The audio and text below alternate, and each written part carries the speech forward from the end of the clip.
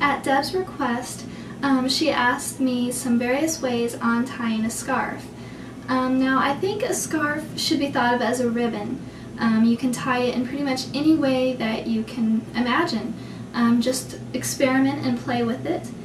Some very basic techniques are to kind of hold it like this. You're just got a loop and bring it around your neck and then just pull.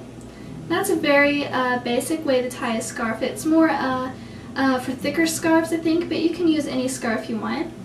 Of course, there's also the same techniques like I showed you with just a loop and just pulling it around to the side instead of towards the front. And that gives it kind of a more ladylike approach. And of course, you can just do a basic tie and just kind of let it drape like that.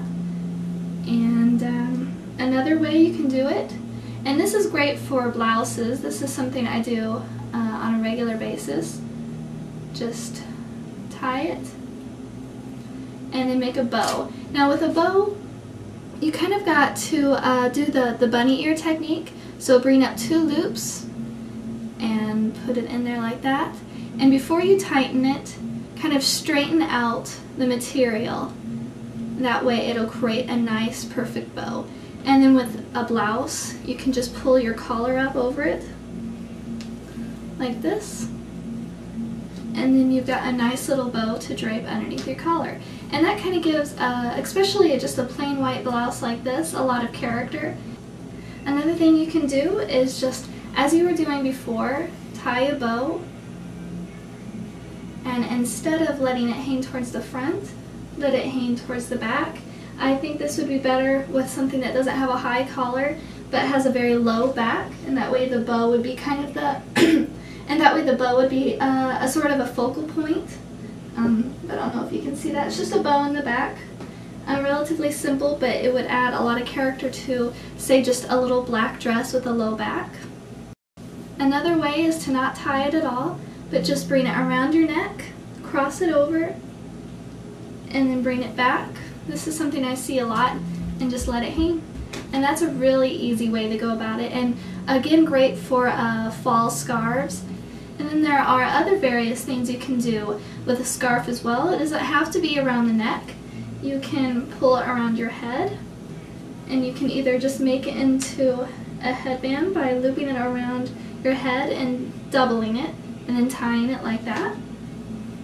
Or you can do a bow with it. Depending on how long your scarf is, you might want to double it so your bow is either shorter, or you can not double it and make it longer like this. And you can hide the rest of the bow underneath, or you can just let it dangle, depending on you. So there's a bow. Another scarf I have that I want to show you, this is a 1940s scarf. And what I like to do with a very long scarf such as this, it's probably about 2.5 feet, something like that. But just kind of drape it over your head like this, and then put one side over.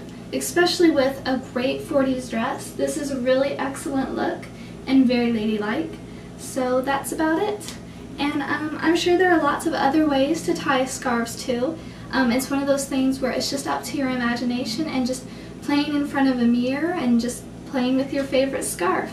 So thanks for watching, and good luck everyone. Bye-bye.